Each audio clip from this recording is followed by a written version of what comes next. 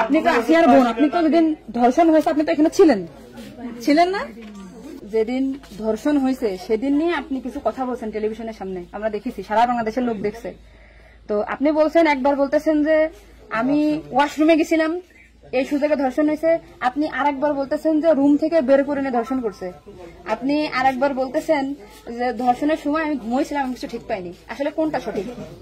আমি তো ওইটাই বলি না, আমি বলছিলাম আমি ঘুমোইছিলাম, ও যখন বাথরুমে উঠছি সেই সময় দেখি যে ওইখানে পড়ে রয়েছে, এইটাই বলছি। আপনি বলছেন যে সেহরির পরে, আবার বলছেন রাত 2:30, এটা মানে টাইমটা আসলে মানে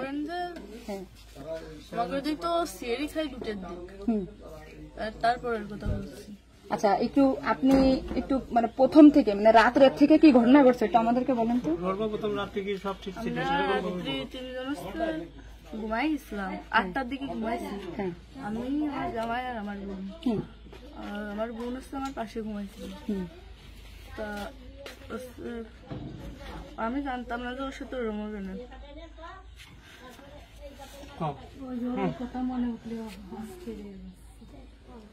আপনি আসিয়ার বোন, আপনি ওইখানে ওই দিন ছিলেন এক ঘরের ভিতর, আপনার কথা মানে আপনি যা বলবেন সেটাই হবে। এই জন্য আপনাকে যদি ওরা ঘুমের ঘরে কিছু খাওয়াই থাকে আপনি বলবেন যে আমাকে ঘুমের ভিতরে কিছু খাওয়াই দিচ্ছে, আমি ঘুমাইছিলাম, আমি কিছুই জানি না, আমি সকালে উঠে দেখছি এটা।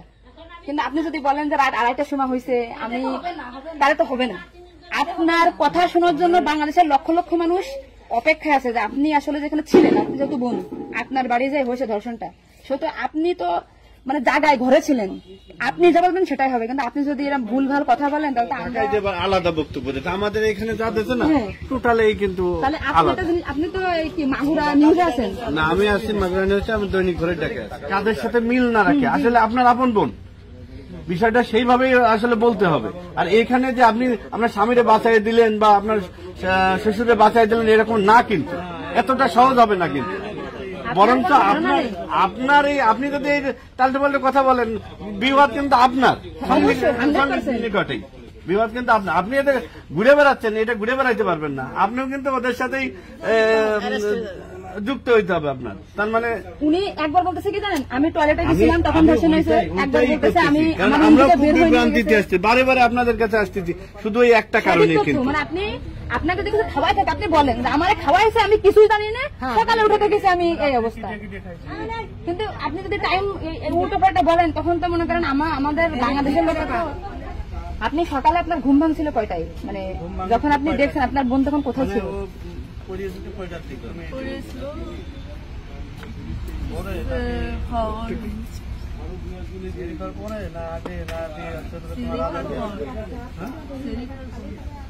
আপনি 8টার সময় ঘুমাইছেন, তারপরে কি আপনার ঘুম ছেড়ে খাওয়ার পরে ভাঙিছে? তার ভিতরে আপনি কিছুই জানেন না। আপনি এটা সুন্দর করে এখন যখন বললেন, কিন্তু মাঝে যে কথাগুলো বলেছেন এগুলো তো আসলে আপনি রিল্যাক্স হন, আপনি রিল্যাক্সে বলেন। এই আপনার ভাই, এগুলো আপনার ভাই, আমরা আপনার বোন, আসি আমার বোন, আসি আমাদের বোন, আমি নিজের এখন আসি। আপনি যদি এই কথা উল্টো পাল্টা বলেন, আমরা বাংলাদেশের লোক তো ডিপ্রেশনে চলে যাচ্ছে আপনার কথাই। রাত্রে আপনার ঘুমের ওষুধ খাওয়াই দিছে, এই খাওয়াইছে আপনার কে মনে হয়, কে খাওয়াইছে আপনার ঘুমের ওষুধ? আপনার শ্বশুর না আপনার স্বামী না আপনার শাশুড়ি? খাওয়ার সময় তো আমি আর আমার শাশুড়ি ছিলাম। আচ্ছা, তা আপনার কি মনে হয়, আপনার যেহেতু আপনি ওই বাড়িতে আপনার সংসার করছেন, আপনার মনে হয় কে খাওয়াইছে আপনাকে, মানে আপনার শাশুড়ি না আপনার শ্বশুর হতে পারে? আমার শাশুড়ি, শ্বশুর তো খাওয়ার সময় থাকে না, আমার শাশুড়ি তো থাকে। তাহলে আপনার কি মনে হচ্ছে আপনার এই ঘুমের ওষুধ আপনার শাশুড়ি খাওয়াইছে? কিন্তু আপনার শাশুড়ি যদি খাওয়াই থাকে তাহলে ধর্ষণটা আপনার শ্বশুর কিভাবে করলো? মানে ওনারা তো সবই জানে। তা আপনি কি এটা কখনো কি মেয়েদের সামনে আগে বলছেন যে তাই তো আপনার শাশুড়ির 3 দিন বাইরে থাকার কথা না, সবার আগে তো উনি অ্যারেস্ট হওয়ার কথা? আপনি কি এটা আমাদেরকে জানাইছেন, সোশ্যাল মিডিয়াতে জানাইছেন? শোনা, এই যে আজকে আমরা হয়তো জানতে পারলাম যে আপনার ঘুমের বড়ি যে খাওয়াইছে বা ওষুধ খাওয়াইছে এটা আপনার শাশুড়ি খাওয়াইছে, তাই তো এদের পরিকল্পিত না, মানে পরিকল্পিত ছিল ওদের আগে থেকে। আপনার কি মনে হয়?